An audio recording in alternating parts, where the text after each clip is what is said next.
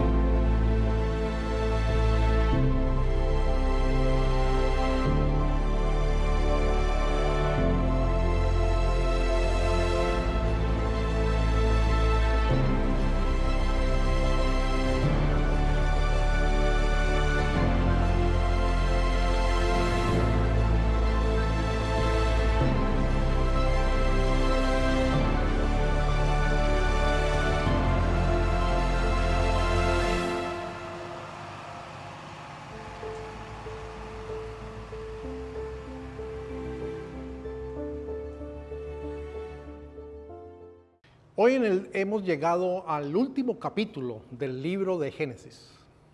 Y es de notar que este libro comienza narrando la creación de los cielos y de la tierra, una creación perfecta, pero termina en un féretro, en el país, en la nación de Egipto. Esto nos muestra la realidad de un mundo caído, pero también el interés que Dios tiene por el ser humano. Porque este es un libro eminentemente biográfico. Solamente hay 2 capítulos para describirnos la extraordinaria creación de los cielos y de la tierra, cuando hay 48 capítulos que están dedicados en su mayor parte a la vida de hombres y mujeres. Dios está tremendamente interesado en la vida del ser humano y esto es un tremendo consuelo para aquellos que creemos en Él y que tenemos una relación personal con Él. El título para el día de hoy es La lucha del perdón y estaré tomando algunos versículos del capítulo número 50 del libro de Génesis. Voy a leer los versículos 15 al 26, siga conmigo por favor la lectura. Al reflexionar sobre la muerte de su padre, los hermanos de José concluyeron: tal vez José nos guarde rencor y ahora quiera vengarse de todo el mal que le hicimos. Por eso le mandaron a decir: antes de morir tu padre dejó estas instrucciones. Díganle a José que perdone, por favor, la terrible maldad que sus hermanos cometieron contra él. Así que, por favor, perdona la maldad de los siervos del Dios de tu padre. Cuando José escuchó esas palabras, se echó a llorar. Luego sus hermanos se presentaron ante José, se inclinaron delante de él y le dijeron: aquí nos tienes, somos tus esclavos. No tengan miedo, les contestó José. ¿Puedo acaso tomar el lugar de Dios? Es verdad que ustedes pensaron hacerme mal, pero Dios transformó ese mal en bien para lograr lo que hoy estamos viendo: salvar la vida de mucha gente. Así que no tengan miedo. Yo cuidaré de ustedes y de sus hijos. Así que con el corazón en la mano, José los reconfortó. José y la familia de su padre permanecieron en Egipto. Alcanzó la edad de 110 años y llegó a ver nacer a los hijos de Efraín hasta la 3ª generación. Además, cuando nacieron los hijos de Maquir, hijo de Manasés, él los recibió sobre sus rodillas.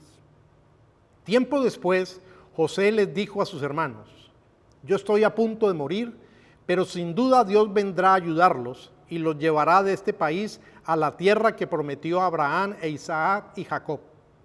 Entonces José hizo que sus hijos le prestaran juramento. Les dijo: sin duda Dios vendrá a ayudarlos. Cuando esto ocurra, ustedes deberán llevarse de aquí mis huesos. José murió en Egipto a los 110 años de edad. Una vez que lo embalsamaron, lo pusieron en un ataúd. Las personas normalmente presentan objeciones para creer en Dios, pero la mayoría de esas objeciones no son de índole realmente espiritual. No es si se refieren a si creen que los milagros ocurren o no ocurren. No son realmente asuntos espirituales, sino más bien objeciones personales. Las objeciones se parecen más a asuntos como: si Dios es bueno, ¿por qué me permite pasar por este sufrimiento? ¿Por qué permite que esto ocurra en mi vida? La historia de José nos muestra una y otra vez que cuando suceden cosas malas a nuestro alrededor, probablemente Dios está haciendo su mejor trabajo. Jacob, cuando muere, genera en su familia, en sus hijos, una tremenda tensión, porque los hermanos de José están temerosos ahora de lo que él pueda hacerle como un desquite a causa del mal comportamiento que ellos tuvieron cuando lo vendieron como un esclavo, cuando abusaron de él. Así que básicamente le envían un mensaje: papá dijo que seas amable, que nos perdones. No sabemos si eso fue verdad, una recomendación de Jacob antes de morir, o si fue una estrategia que ellos inventaron invocando el nombre de Dios y el nombre de su padre para ablandar el corazón de José, como diciendo: acuérdate que somos hijos del mismo padre y creemos en el mismo Dios, y así tratar de evitar unas posibles represalias de parte de José. Cuando José escucha este mensaje, él llora. Evidentemente, esto removió recuerdos muy dolorosos de su experiencia familiar, recuerdos muy tristes. Pero también la tristeza de José se debe a que, aunque él ya ha perdonado y se ha ocupado de sus hermanos y de sus hijos, ellos aún no confían en este perdón. Ellos están prevenidos. Este fue un pecado muy grave el que ellos cometieron contra José. Hay un tremendo sentimiento de culpa que los coloca a la defensiva y los hace prevenidos. La dificultad no está solamente en la parte ofendida, en este caso José, para perdonar, sino que también está en el ofensor, para creer y aceptar el perdón que se le brinda. La relación, nos dice el texto, fue restaurada y sanada a través de una respuesta triple que José les dio a sus hermanos, revelando así un corazón tratado por la gracia de Dios. Esta respuesta triple van a ser mis 3 puntos principales en este bosquejo, en este sermón. Voy a leer nuevamente el versículo 19, donde voy a encontrar entonces el primer punto. No tengan miedo, les contestó José, ¿puedo acaso tomar el lugar de Dios? Mi primer punto es: no pretendas colocarte en el lugar de Dios. La pregunta que José se hace es muy oportuna. Cuando nosotros nos estemos aferrando a nuestro enojo, cuando no deseemos brindarle perdón a alguien que nos ha ofendido, cuando estemos deseosos de venganza, esta pregunta es muy oportuna. ¿Me estoy colocando en el lugar de Dios? Evita sentarte en la silla de Dios. Asumir que puedes tú mismo ser tu propia autoridad moral es querer seguir el camino equivocado que siguieron Adán y Eva. No se sometieron a la prohibición de Dios. Pensaron que por su camino ellos serían más sabios. La verdad es que tratar de sentarnos en la silla de Dios no nos hará más semejantes a Dios, nos hará más semejantes al diablo, que también quiso sentarse en el trono de Dios. No trates de decidir lo que es correcto o incorrecto basado en tu propio criterio. Hoy en día, si tomáramos nuestras opiniones y con ellas quisiéramos reemplazar la palabra de Dios, luego con el tiempo nos daríamos cuenta, dentro de 80 años o 100 años, nos daríamos cuenta que la cultura ha cambiado y que la gente dentro de 80, 100 años ridiculizaría muchas de las cosas que nosotros creemos. No creerían en eso y las cambiarían por otras supuestas verdades. Sin embargo, la verdad de la Biblia siempre ha sido la misma y no cambiaría. No sentarse en la silla de Dios implica reconocer con humildad su soberanía.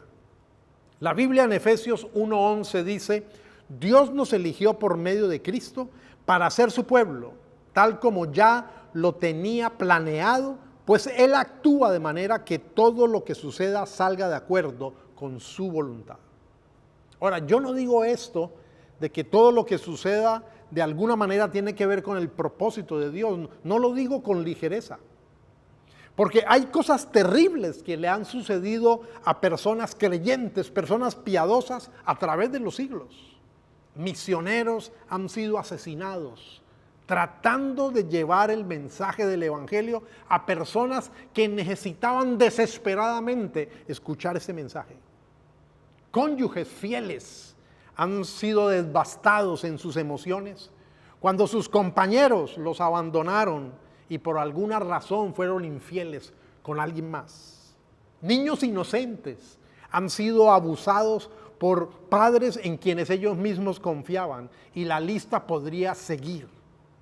La Biblia no oculta este tipo de cosas, este tipo de maldad. Juan el Bautista, el hombre que fue más elogiado por el Señor Jesucristo, fue decapitado al capricho de un rey ebrio. El apóstol Santiago fue asesinado siendo aún muy joven por un tirano.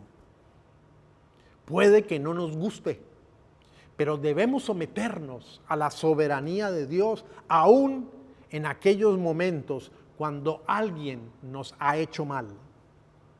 Aunque es posible que no sepamos en esta vida, de este lado de la eternidad, el propósito que Dios tiene para permitir tal cosa en nuestra vida, pero Dios en su soberanía tiene algún propósito. No sentarse en la silla de Dios implica esperar a Dios como el juez adecuado, como el juez de todos. La Biblia dice en Romanos 12:19: amados, nunca os venguéis vosotros mismos, sino dad lugar a la ira de Dios, porque escrito está: mía es la venganza, yo pagaré, dice el Señor. Él es el único juez competente. Él conoce los pensamientos y las intenciones del corazón de cada persona. Así que necesitamos confiar en que Él tratará con justicia a cada persona. La mayoría de nosotros quisiéramos rápido la justicia de Dios contra aquella persona que nos ha hecho algún mal. Pero cuando la Biblia dice que amemos a los demás como nos amamos a nosotros mismos, eso implica desear la misericordia de Dios para los demás, así como la deseamos para nosotros mismos. José permitió que Dios fuera el juez para sus hermanos y para él mismo. No sentarnos en la silla de Dios implica aclararle a las personas que sus necesidades más profundas solo Dios puede satisfacerlas. No permitamos que alguien busque en nosotros lo que solamente puede obtener en Dios. No sentarse en esa silla de Dios implica no caer en preocupaciones excesivas. Porque si te preocupas de manera excesiva por tales cosas, lo que básicamente estás diciendo es que tú sabes lo que necesitas y que temes que Dios no lo haga bien. Hay una manera en que podemos saber si estamos tomando el lugar que solamente le corresponde a Dios. Nos quejamos permanentemente sobre las circunstancias o contra las personas que nos han maltratado.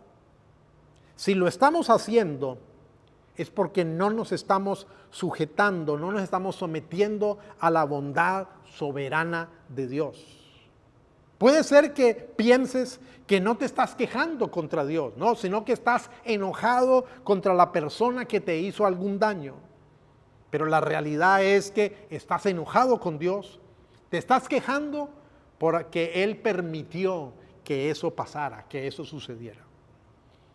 Veamos en segundo lugar la segunda parte de la respuesta de José a sus hermanos, versículo 20.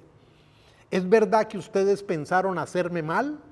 Pero Dios transformó ese mal en bien para lograr lo que hoy estamos viendo, salvar la vida de mucha gente. Así que mi segundo punto es: considera la providencia de Dios en medio de la maldad humana. Permíteme darte la siguiente ilustración. Si estás en el valle y no en la cima de la montaña, donde no puedes ver el panorama completo de lo que está pasando, en medio del valle posiblemente puedas perderte en el bosque. Puedas estar muy desorientado y muy preocupado. Puedas perder de vista cuál fue el camino que te introdujo al bosque y por dónde está el camino por donde puedes salir del bosque. Puede ser que estés tan confundido en medio del bosque que pierdas la orientación y ya no sepas dónde está el sur, el norte, el oriente, el occidente. Pero si alguien en ese mismo momento está en la cima de la montaña y puede considerar el panorama completo, esa persona siempre sabrá cuál es el camino que te llevó hacia el interior del bosque y por dónde está el camino que te sacaría del bosque. Esa persona siempre conservaría la orientación del norte, el sur, el oriente y el occidente. Lo mismo ocurre con Dios. Estando en el valle, con la visión tan limitada, vamos a entrar en el clásico conflicto filosófico ante el sufrimiento y nos vamos a preguntar: ¿cómo Dios puede ser soberano, todopoderoso y bueno al mismo tiempo? Si Él es bueno, entonces Él no querrá que nosotros suframos. Vamos a pensar de esa manera. Si Él es todopoderoso, Él hará algo al respecto cuando estemos sufriendo. Pero la verdad es que en esta vida sufrimos. Y entonces llegamos a la equivocada conclusión de que Dios no debe ser tan todopoderoso. De pronto es débil o tal vez no es bueno. Pero en esta manera de pensar hay varias falacias, es decir, hay varias mentiras que se están diciendo como si fueran verdades. Esta manera de pensar ignora la presencia del pecado en este mundo caído como la principal razón para el sufrimiento. Además, asume que todo el sufrimiento es malo, pero la historia bíblica nos ha mostrado que Dios en medio del sufrimiento ha hecho cosas muy buenas y cosas extraordinarias. La vida de José así lo demuestra. Otra falacia de este argumento es que asume que Dios debe aliviar el sufrimiento de inmediato. Sin embargo, la Biblia nos dice que la solución final que Dios tiene para este mundo caído no vendrá sino hasta cuando Cristo venga por segunda vez y traiga nuevos cielos y nueva tierra. José en su respuesta que le dio a sus hermanos, él no negó el mal, él no escondió el pecado de ellos. Él les dijo: ustedes pensaron hacerme mal. Sí, lo lastimaron. Fue duro, fue doloroso, fue muy difícil. La vida en este mundo caído no es fácil, es difícil, pero no tiene por qué arruinarnos el resto de nuestra vida si confías en la providencia de Dios. La providencia de Dios es su sabiduría con la cual Él rige el mundo, nos rige a nosotros los seres humanos y cuida de todas sus criaturas. José dijo: pero Dios transformó ese mal en bien para lograr lo que hoy estamos viendo. Gracias a eso, muchas naciones se salvaron de morir de hambre, gracias a que José fue llevado a Egipto, aunque fue llevado por el odio de sus hermanos como un esclavo. Así que esto que José acaba de decir, Dios cambió este mal para bien, es lo equivalente a lo que dice el Nuevo Testamento en Romanos 8:28. Y sabemos que para los que aman a Dios, todas las cosas cooperan para bien. Esto es, para los que son llamados conforme a su propósito. La providencia de Dios te invita a soltar tu enojo, a renunciar a tu sed de venganza, a descansar en los planes de Dios y confiar en su buena voluntad. En tercer lugar, la respuesta de José en el versículo 21 les dijo: así que no tengan miedo, yo cuidaré de ustedes y de sus hijos. Y así, con el corazón en la mano, José los reconfortó. Y este es mi tercer punto: perdona y haz el bien en forma práctica. José pudo haberles dicho a sus hermanos: yo les perdono todo el mal que me hicieron, no voy a tomar ninguna represalia contra ustedes, no voy a usar mi poder y mi autoridad para hacerles daño, pero yo quiero mantener distancia entre ustedes y yo. Algo como: les perdono, pero no quiero verlos más. Así que estas palabras no hubieran significado realmente nada si no hubieran estado respaldadas por verdaderas acciones prácticas. Si decimos que perdonamos a alguien y tenemos la oportunidad de seguirnos relacionando con esa persona, pero luego no nos interesa lo que pasa en la vida de esa persona, en realidad no le hemos perdonado, porque la indiferencia es una máscara del odio. La indiferencia no es amor en lo absoluto. Elizabeth Elliot, una misionera nacida en Bélgica en 1926, de padres norteamericanos, criada en Filadelfia, se casó en 1953 con Jean Elliot. Y mientras vivían en el Ecuador, trabajaron como misioneros con los indios quichuas, otros dicen los indios quechuas. Su esposo Jean, durante mucho tiempo, con otros 4 amigos, anhelaban tener un contacto con otra feroz tribu no alcanzada, la tribu de los indígenas Aucas. Después de un amistoso contacto con 3 miembros de esta tribu, fueron asesinados. Elizabeth quedó con su hija Valerie, de tan solo 10 meses. Así continuó trabajando en medio de los indios quichuas. Pero por una extraordinaria providencia de Dios, conoció a 2 mujeres aucas con quienes ella pudo vivir por todo un año. Este contacto, esta relación fue la puerta, fue la clave que le permitió luego a Elizabeth Elliot poder ir y tener contacto con esta tribu de los Aucas y no perder su vida. Durante 2 años ella se dedicó a comunicarles el evangelio y a servirles a la misma tribu que había asesinado a su esposo y a 4 de sus compañeros misioneros. Luego ella retornó a su trabajo con la tribu de los quichuas o quechuas, y en 1963 retornó a los Estados Unidos de América, donde volvió a casarse y se dedicó a escribir y a dar conferencias. Murió a los 89 años de edad, pero mostró un espíritu indulgente, un espíritu compasivo. La amabilidad de ella mostró una tremenda compasión por aquellos que necesitaban desesperadamente el Evangelio de Cristo Jesús. El mensaje del Evangelio nos muestra a Jesús como el verdadero José. Así que cuando yo leo Génesis 50 y leo esta historia de sufrimiento de José, me estoy dando cuenta que esto es un anticipo, algo que está apuntando hacia el verdadero José, que fue Jesús de Nazaret. Jesús en su primera venida, a pesar de ser Dios hecho hombre, no vino para juzgarnos. Así lo dice el Evangelio de Juan. No se sentó en la silla del juez. Él vino a restaurar la relación y la comunión con nosotros. Él se sometió al plan del Padre Celestial Y Él demostró en su propia vida, una vida de bastante sufrimiento, la providencia de Dios.